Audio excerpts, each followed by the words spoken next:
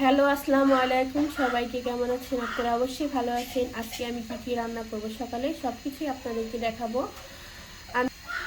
আমি লাউ রান্না করব চিংড়ি মাছ দিয়ে। তারপর বাচ্চার জন্য আমি সকালবেলা প্রতিদিনই লুডুস রান্না করে দেই।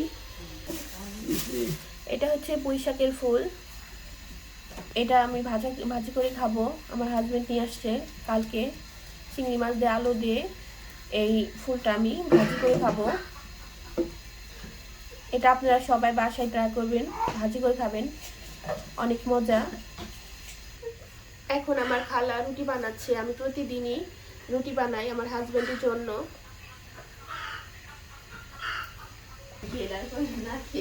আমার ভাত রান্নাও শেষ, এখন আমি নামিয়ে ফেলবো। এখানে আমি লাউগুলো ঢেলে দিব মশলাটা কষানো হলে।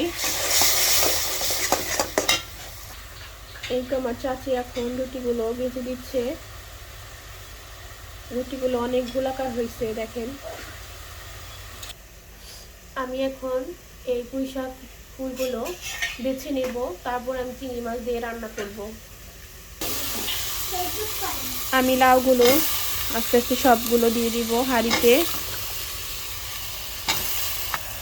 আমার সবগুলো লাউ হাঁড়িতে দেওয়া হয়েছে।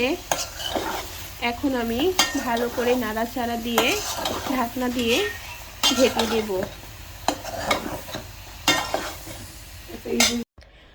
আমি আরও সকালে গুঁড়া মাছ রান্না করেছি, বাইলা, ট্যাংরা, এগুলা দিয়ে আমি কুরকল দিয়ে রান্না করেছি। এটা হচ্ছে সেই ফুল যেগুলো আমি চিংড়ি মাছ দিয়ে আলু দিয়ে বিরন করেছি, ভুনা করেছি। দেখেন আমার লাউটাও রান্না করা শেষ। আসসালামু আলাইকুম, সবাইকে ধন্যবাদ।